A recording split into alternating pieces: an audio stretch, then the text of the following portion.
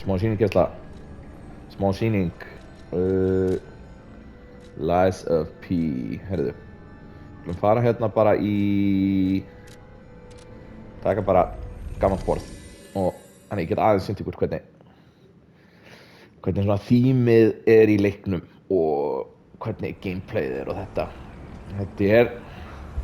Þetta er í þessari borg hérna, þar sem að Geppetto og Gossi og þessi kallar eru. Það er mikið svona að berjast við svona brúður. Allar brúðurnar eru andsetnar og þannig að þetta er svona, já, þetta er alveg pínu, þetta er svona old school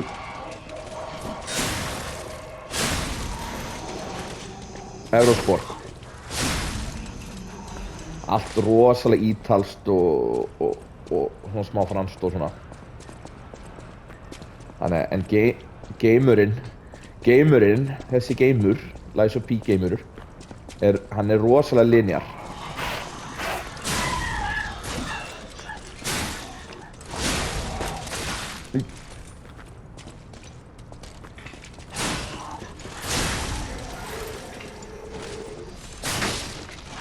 Og sko, maður er ekkert mikið að parrja óvinina, maður er meira að lemja þá bara, Elden style. En þegar maður er komin í hérna, þegar maður er komin í bossa, þá er maður mikið að parrja. Þannig að þetta er svona, þetta er smá feelingur hérna. Og það sem er sérstakt við þennan hérna er að buildið er hérna, sjáðu þetta, default abilities. Vitality, þetta er orkan, vigor, þetta er stamina, capacity, þetta er svona carry weight og eitthvað annað sem ég veit ekki alveg. En svo erum við með 3 skills. Það er svona motivity sem er strength, technique sem er dexterity og advance sem er eitthvað annað sem ég fatt ekki alveg. Þetta er meira bara svona, hvað maður að segja, meira, þetta er ekki beint arcane eða eitthvað svoleiðis, en þetta er eitthvað annað skill. Þannig að maður eiginlega svona meinar eitt af þessu. Ég er í motivity sem er bara strength build og maður levelar þetta bara með, maður safnar sálum og levelar þetta bara í Stargaze-inu sem er þarna varðaldurinn eða greysið, og þetta er bara nákvæmlega eins. Maður deyr, maður missir sálurnar og maður þarf að fara að ná þeim tilbaka áður en að maður deyr aftur. En það sem er sérstætt hérna er að ef við förum hérna í equipment, maður er með eitt svona Legion arm og þetta er svona rafmagnshendi sem maður er með vinstra megin. Þannig að maður getur sett alls konar skills á hana. Ég er með hann í svona rafmagnsdæmi, þannig að hún gefur electric shock núna. Vopnin, maður unlockar vopnum bara eins. Þetta er allt frekar svöl vopn, þannig að það er alveg gaman. Nema að auka twist er að haldið á vopninu er separate. Þannig að öll vopn koma með einhver haldi, en maður getur svo tekið haldið af og svissa því yfir á annað vopna, þegar hvert hald er með sérstakt svona Ash of War og sérstakt ability, þannig að það er dæmi. Byrju, þessi dagger hérna mann, ég ætla kannski að nota þennan í nýjasta bossin. Nei, en þetta er advanced dagger. Allavega. Og svo er maður með svona amulet sem er bara eins og hringarnir. Þú veist, maður fær nokkur amulet yfir leikinn og maður svissar þeim. En svo er hérna defense parts, þetta er eiginlega brynjan.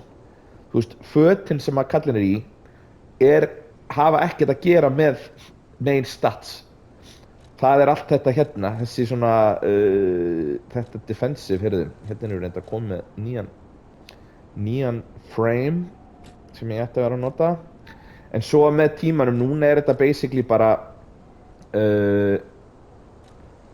basically að ég vel nokkurn veginn bara það besta eða það sem að defendar fyrir því attacki, eins og þetta hérna, Workshop Union Standard Corrosion Resistance Converter, þetta er einn af pörtunum.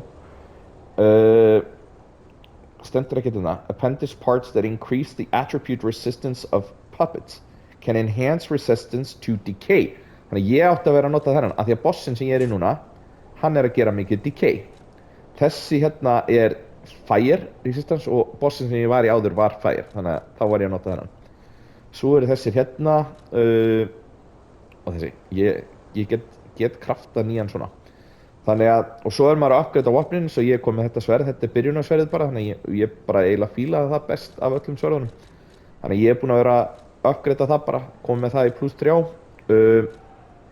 Svo er maður með, þetta eru healin, og svo er maður með alls konar svona, þú veist, þetta er bara nákvæmlega eins og í, hérna, Demon's Souls og þessum leikjum. Bara það er mjög fyndið að koma beint úr Demon's Souls í þennan, gestures líka. Og svo er bara kostjúm og þetta er bara drip, þetta er ekki neitt annað. Þannig að þú veist, ég get til dæmis verið þessi hérna, þetta er einhver NPC og allir svona hunterarnir sem að við erum, þeir eru allir með eitthvað svona grímur. Þannig að ég var eiginlega, ég var í þessum hérna er ég með eitthvað sólglir og eitthvað. Þannig að ef ég til dæmis önnukveipa hérna, það var hann svona mjög hommalur.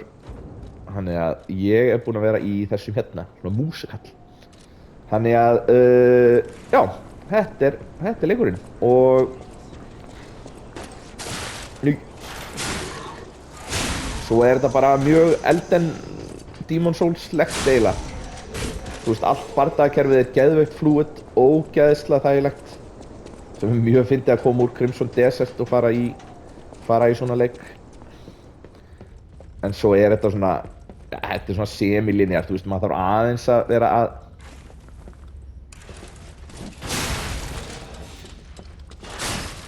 pæla í hvert maður er að fara, þú veist, það er smá af einhverju svona leinum og eitthvað, en alveg freka lítið.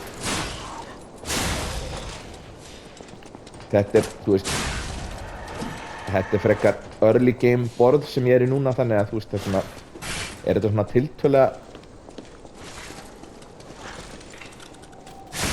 auðvelt hjá mér.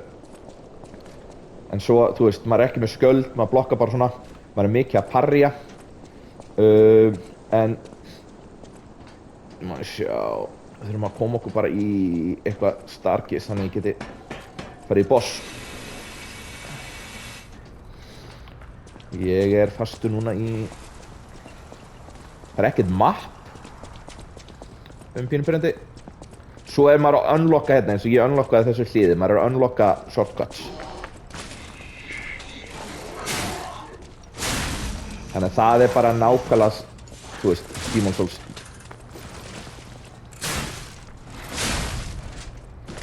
The Demon's Souls way. Svo fær maður svona grindera sem er þetta hérna, þannig að ég get grindað hann hérna og þá imbjúar hann með eld og svo unlocka maður fleiri grinderum, þannig að, þú veist, á endanum get ég líka get ég gefið honum, þú veist, DK, Electric og allt þetta dæmi. Þannig að, já, þetta var smá sýning hérna á Lies of P. Þannig að ég þakka fyrir mig í dag. Verið sæl.